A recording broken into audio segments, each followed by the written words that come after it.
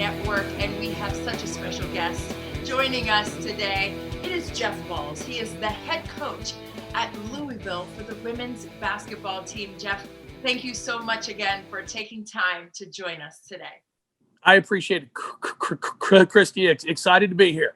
Oh, it's so awesome. And, I just want to take you back to your roots and how you discovered your love of the game first as a player. What was that all about, and where did that come from?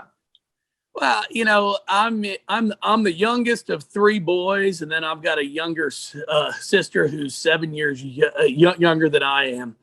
And it was just in the family back then in our days. And I was born in the 70s and early 80s. You just played whatever sport came around. Right. If it was baseball, you played baseball, basketball, then football, and you rolled through. Right. And basketball just kind of became the one that I enjoyed the most. Right. So enjoyed playing that, and then went on to play a few years of Division II college basketball. And I always like to say the good Lord did not bless me with very quick feet. Right. So once they took the hand check rule out, Christy, I was pretty much done. That was it. Oh my goodness. Yeah. You played at Northern Kentucky. And, when you're talking about your younger sister, you actually had a chance to be on staff to coach her while she was coming through college. Now, I know that there had to have been some backyard battles with your three brothers and your younger sister and everything like that. But how was that dynamic to actually coach your sister at Western Kentucky? Well, it was fun. I actually had the opportunity I coached her for 2 summers in AAU basketball. Okay. That's kind of how I got into this. And I tell people all the time, there's nothing better than when somebody asks, how do you get into coaching, and how do you get into college coaching? And I'm the first one to be honest. I'm like, hey, can your parents still have children? Because for me, I never would have gotten in this profession if it wasn't for my sister. Wow. My sister was National Player of the Year out of high school in '96. So I coached her for 2 summers in AAU basketball, and everybody was offering me GA jobs in order to try to get my sister to come to that school. Well, I'm secondary ed. So I planned on being a high school teacher and a high school coach. And in the state of Kentucky back in those days, you had 5 years to start your master's and 5 to finish, or your teaching certificate would be void. Oh, so, after I finished my undergrad, I got the opportunity to go down to Western Kentucky to be a GA. And back in those days, Western Kentucky in the early 90s, the mid 90s was by far the best program in the state of Kentucky. Yeah. They've been to Final Fours. So Paul Sanaford offered me that opportunity, and I was like, hey, I'm all for it. Yeah. And, Jamie, she wanted to most likely stay closer to home. It was about 4 hours from home. So our grandfather and parents and everybody could see her play. Yeah. And she just decided to go to Western also. And she had a great career there. And, I coached her for two years, which was fine. We had a really good relationship as brother and sister, and then as coach and player. So it was never a problem. So Thanksgiving and holiday dinners, you're talking hoops and writing plays down on napkins and whatnot with your sister sitting there like, remember this play? Or was it like that? Or did you kind of leave it in the gym? We left it in the gym. That's the one thing I can say. I always try and get her a good birthday present and a good a Christmas gift. Yeah. Because like I said, I wouldn't be where I am today if it wasn't for the opportunities that she provided me because of her abilities. Right. But, I've got a lot of people, I always tell them, in this profession, Chris, you've got to figure out a way to get in. Right. There's no going to school to just be a coach. Right. You got to figure it out. But once you get in, you've got to figure out a way to stay. Exactly. And that's one of the things that I do take pride in, that, I feel like I've worked pretty darn hard to get where I am. And I've taken advantage of the opportunity that was given me and made the most of it. Yeah, no question. And Paul Sanaford, I remember when I was coming through high school, I had a home visit with Western Kentucky, and how awesome he was. And I know that he gave you that first chance, and you stuck with him and moved kind of through the ranks with Paul Sanaford, and then went to Minnesota with Breanna Freeze, and then went to Maryland with Breanna Freeze as well. But Paul Sanaford, can you discuss the impact that he had on you, not just by giving you the opportunity, but the X's and O's and the tactical side of the game? What was that like for you to learn from a coach like that? Yeah, Paul is without a doubt the best X's and O's in-game coach that I've been around.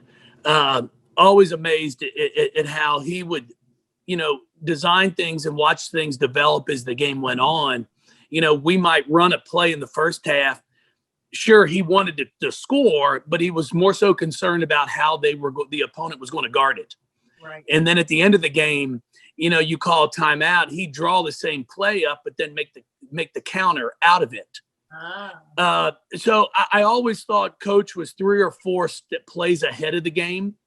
And I took a lot of pride in watching Coach Sanaford and learning from him.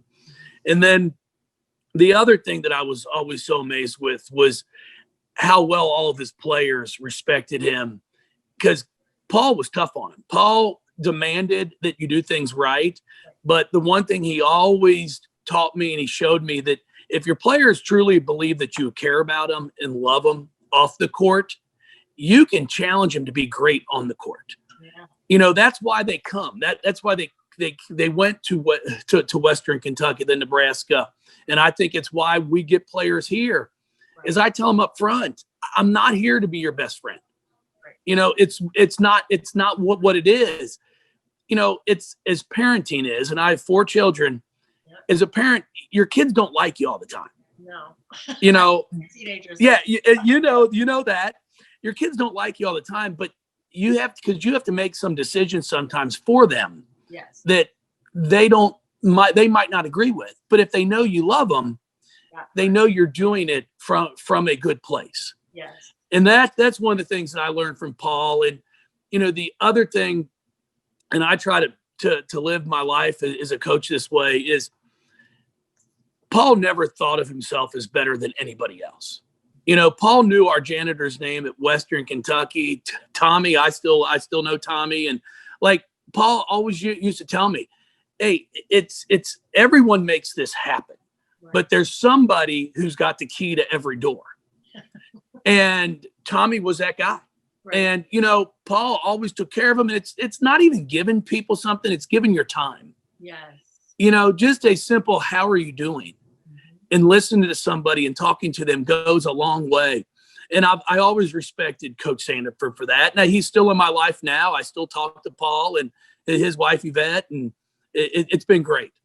Oh, that's beautiful. I love that. And to know names, I think, is also a great connector to people that may not hear their names called. They may just get a hello, but when you can say their actual name, it kind of makes their day and makes them feel a lot more included. So I love that story. And then you went on to Maryland.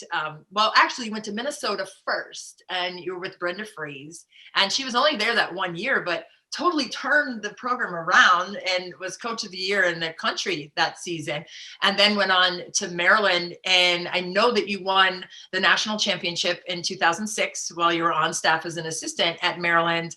But what was the learning about the game with Breanna Freeze? How was that different than teaching and all of that from Paul Sanaford? Sure. The one thing I've always said about Brenda is I thoroughly enjoyed working with her and for her. She loved to recruit, and that's one thing that I think I'll give her credit for changing a lot of our game, because before she really started doing it as a head coach, assistants would do a majority of the recruiting. Yes. Then the head coach would then come into the home visit. Mm-hmm. And really sell their pitch, why they can help Christy, why you should come to their school. Right. But the assistants normally did all the legwork to get to that. Yes. And Brenda changed that. She was going out to watch games. She was the main one on the phone with a lot of the recruits. And Brenda was confident in herself because she would let us coach. So she might miss 3 or 4 days of practice over a winter break, but had enough confidence in the rest of the staff to be able to run practice and get things done. And I always say that you got to have a lot of, be secure in yourself as a head coach to believe your assistants are able to run practice, keep things going, and when you get back, not feel like you've taken a step or two back. Right. Do you do that now because of that example? Do you have your recruiting trips? I know now things are different with COVID and whatnot. Yeah. I get it. But in the past, did you miss a couple days of practice and then allow for your assistant coaches to take that kind of leverage? We did that at the beginning, but I'll tell you right now, as we're on right now, we had to change our practice time. So we're in the middle of practice right now. Oh, but I've got enough confidence in my staff that everything is going smooth as can be right now. And I think it's important. I also think I wanted the opportunity to be a head coach. That's, as an assistant, I wanted that. So I try to give all of my assistants a lot of leeway and a lot of freedom. Right. I want them to run practice. I want them to be able to come into me with a suggestion, or even during a game, hey, I think we should run this, because I think it's important. And we do practice a little different probably than a lot of people. I'm not a big practice plan person. Okay. So I don't go down with a practice plan. I just don't do it. I coach off of feel. Oh, that's awesome. I know what I know. We'll sit in a staff meeting and say, hey, we're going to work on these 4 things. Okay. But we can be in the middle of working on press offense, and then I can go up to Sam or Steph or JP and be like, hey, we're going to do a rebounding drill next, so make sure you've got one. And then it makes them think. Because I believe in a game, everybody wants everything scripted. Right. But unfortunately, in a game, it's not how it is. It is not. So I like making them think on their own and come up with different ideas. If it's a box out drill, if it's a transition offensive drill. So that's how we do things here, and it's worked for us. I love that. So we're going to continue to operate like that. Yeah, it has worked very well for you. I mean, your second season at Louisville, you guys went to the national championship game, and that was back in 2009. And then you went again in 2013, and then again at 2018. But you've had some amazing players who are still impacting the game in a major way. Angel McCoughtry, to name one, and then Shoni Schimmel and Asia Durr. But how were you able to, not only afford them the opportunity to compete at a very high level, an elite level? I mean, Angel's an Olympian, but with that, how do you mesh those kind of elite level players to everyone else on the team and still afford them the opportunity to shine the way that they did for you? Well, Angel first, I've got to give Angel a lot of credit for the fact when I got the job here, I had known Angel, from recruiting her when I was at Maryland. I knew her mom and dad. Mm-hmm. And when the best player on your team, when I get hired, is telling everybody else, hey, he's really good. He's really good.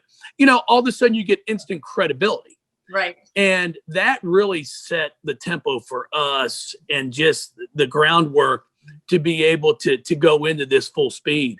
Right. And I'm pretty honest. It's the one thing I go to bed well at night and I sleep well because I don't ever worry about what did I say to this person? What did I say to this player? I just speak the truth. Now they always might not like it, sure, but at least they get the truth. And, and we at Angel, I used to tell our players, I'm like, guys, a good shot for you is still not as good as a bad shot for Angel. Right. So there's going to be times where you might come out of the game, Angel staying in on the same shot. It's not equal opportunity. There you go. That's what the off season's for. That's what practice is for in the preseason, to show what you can do. Right. And then when you get into games, if you start trying to do things in a game that you don't do in practice, you won't stay out there very long. Problem. Right. Yes. So my players know that. So someone like Angel and Shoni, Asia Durr, Maisha, Dana Evans right now for us, they've put that work in the off season. So if they take a shot that might be, a tough shot, not great, they're probably not going to get taken out Right. Because as I like to say, Christy, they've put deposits in the bank. Right. When you put deposits in the bank, you're allowed to withdraw. Okay. But if you don't have any deposits in, you can't withdraw. There you go. So that's how we've been able to do it here. And our players have responded to that. You know, if some players are going to be great screeners and take pride in that. You know, we had Candace Bingham here in 2009 as a senior with Angel when we went to our first Final Four that Right. I honestly didn't run anything for Candace. And she would get 13-8, 14-8 every night. Wow. And that's just the type of player she was. And she'd be like, Coach, I'm fine. I'll get mine. It'd be offensive rebound, 3 in transition. But she embraced that. Mm-hmm. And that's why we've been able to have the success and sustain success. That's one thing I take pride in is, you know, unfortunately, we haven't won a national championship, and that's our ultimate goal. But we've been able to get the 3 Final Fours with 3 different recruiting classes. We've only had 1 player that's been to multiple. Right. And that's Monique Reed. Now, we obviously would have loved to have gone to the Final Four the year both years we lost in the Elite 8 after we went to the Final Four. Right. But we are proud of the fact that we're able to do it with different recruiting classes. Yeah, no doubt. And Myisha Hines-Allen, I mean, she had a fantastic season here in DC for the Washington Mystics, won a championship last year, but boy, she took a huge jump. And how much pride do you have in seeing your players play in the WNBA, not just play, but thrive and excel? I mean, she was second team all league this year and just having a magnificent leap in her career. No, Christy, it's been great. And I think what I was the most excited about or proud for Myisha is, you know, every year there comes an opportunity that you've got to seize. And with this year, it's COVID. It was as crazy as it was. They get put into a bubble. You've got some players that opted out, right. Some players that came back. And Myisha all of a sudden went from being, you know, 6th or 7th or 8th on that team that won the world championship, their championship, right. To all of a sudden going, hey, we've got players that can't play. They've opted out. And she embraced it. And she then took advantage of it. Mm-hmm. And a lot of players at times, they aren't prepared for those moments. Right. And she had worked, she had prepared, and she was ready. And then she seized it. Right. And now, like I've told her, I go, now you've put yourself in a situation to where now you've really made it difficult for a lot of people. Like, okay, now what are we going to do with her now? Exactly. You know, and that's a great situation, a great place to be. Yeah, Mike Tebow has his work cut out for him next year for sure, with that Rubik's Cube of all the players coming back. But with that, you know, you have a great senior in Dana Evans. I mean, she was the ACC Player of the Year last year. She was preseason picked to be a Player of the Year this year and one of 5 of the top AP All-Americans and on several watch lists.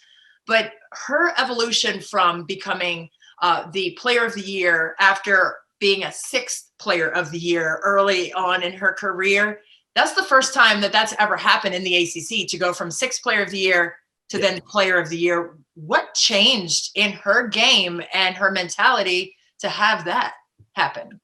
You know, Christy, I don't think anything really changed. To be completely honest, she started the first few games of her sophomore year for us. Had earned that starting spot. Had really played well in the preseason. Mm-hmm. But as we started to play, it just wasn't what was best for our team. And I talked to Dana and I said, listen, you've earned this, but what's best for us is to be able to bring you off the bench because of the tempo she plays with, mm-hmm. and to just really change our pace when I put you in. And, you know, it took a few conversations. And then I just told her, I said, listen, here's my honest opinion. You can be another starter in the ACC, a really good starter, right. Or you can be 6th Player of the Year. And I really think that's what you'll be. And she bought into it. And she's like, if this is what's best for the team, then I'm willing to do it. And I'm going to go for 6th Player of the Year. Mm-hmm. And she had a great year. And obviously she was. Yes. She was a 6th Player of the Year. It was a very important part of our team that went to the Final Four. And then comes back as a junior.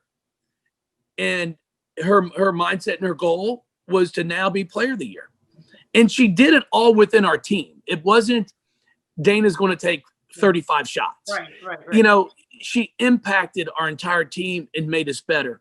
Mhm. And that's what's been so unique, is you get players like a Jasmine Jones who, you know, she wasn't even a top 30 player out of high school, but continued to develop and work and work. And she was okay as a senior with Dana Right. being the spotlight.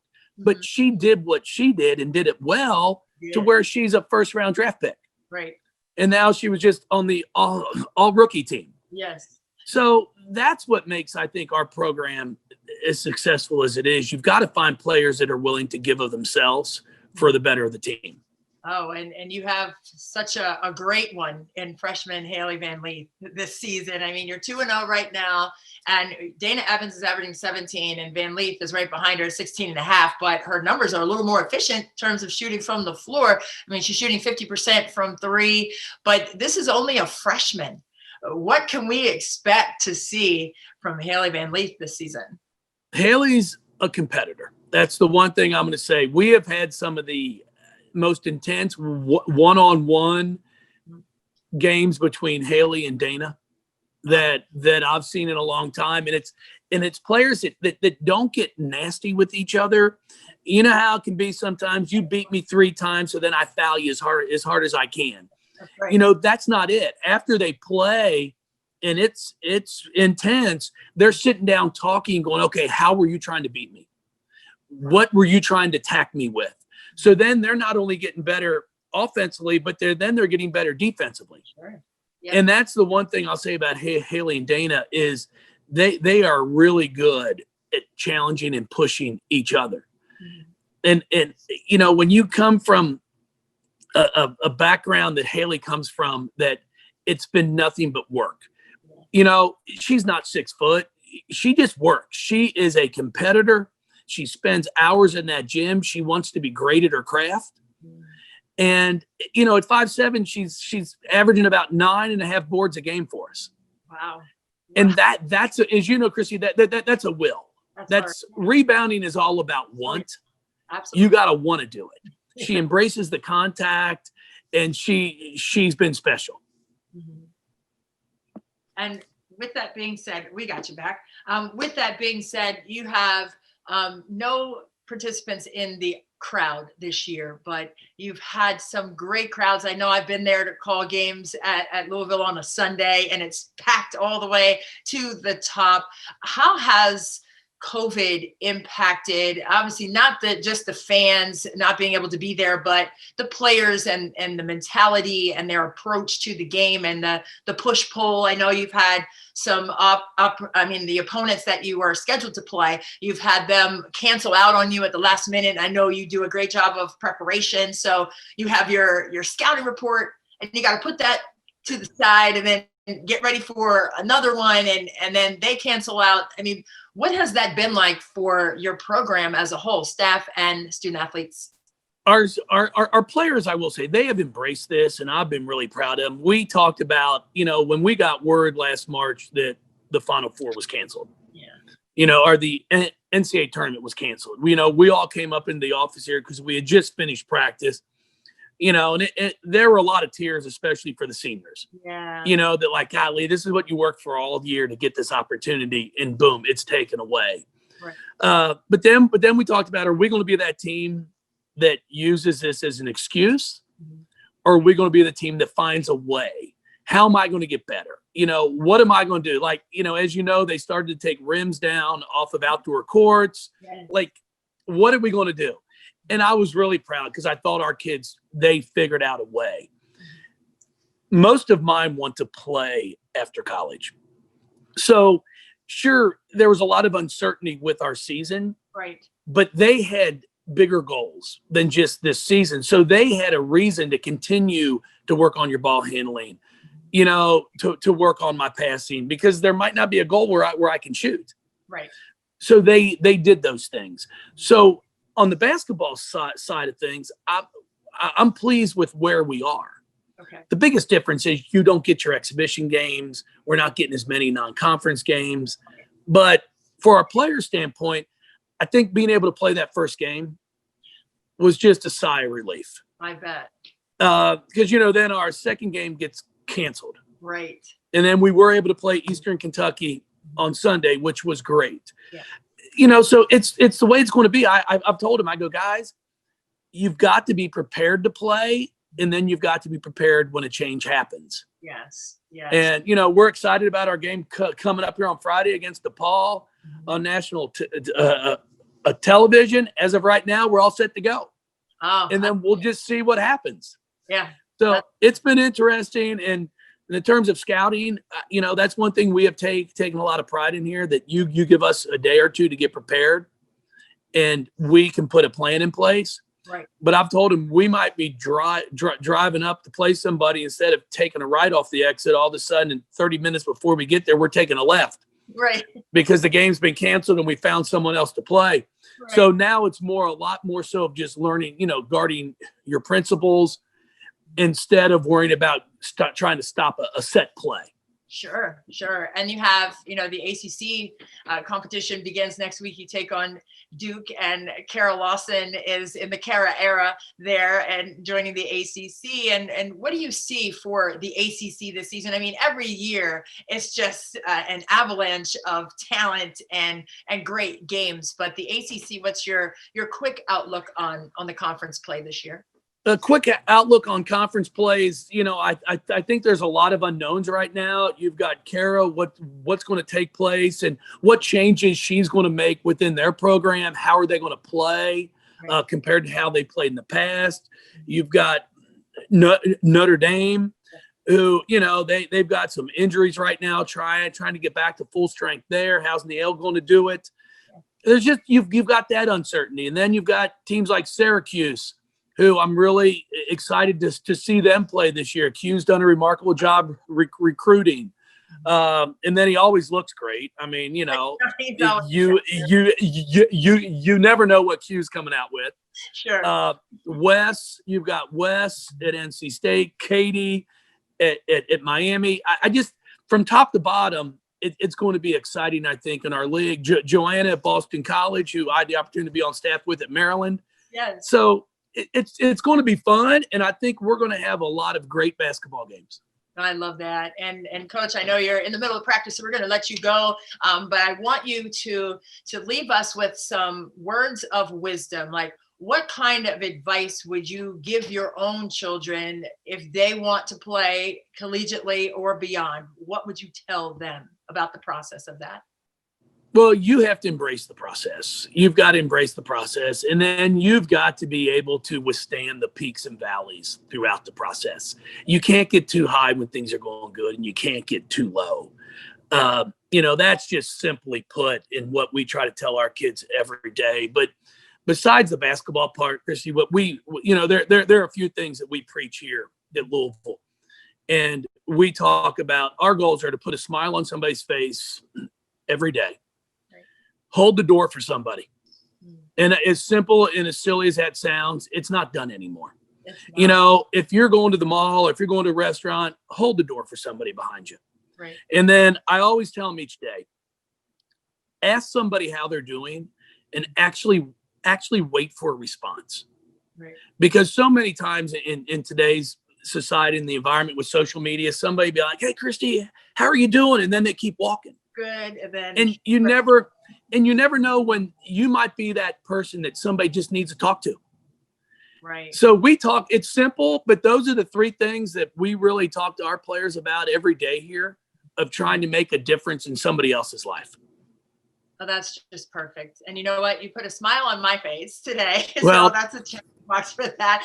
And you've held the door open for so many fantastic players who have come through your program, and shaking the hand of Paul Sanaford, who held the door open for you years ago when you first started this. I mean, this has just been an amazing conversation, and we appreciate you being here on Christy's Court on the Field of 68 Network. And make sure you guys subscribe and continue to listen. We're going to have so many great women's college basketball coaches and players on all season long. Jeff, I know you are in practice, and I think I'm more anxious about that than you are. I will let you get back to the court. Thank you so much. I've really enjoyed this, and it's great seeing you. And I like that Maryland 51 behind you there. Yes. I hope they realize what type of player you were too. Oh, I appreciate You were pretty good. I mean, I could shoot a little bit. Thank you, Christy. Appreciate it.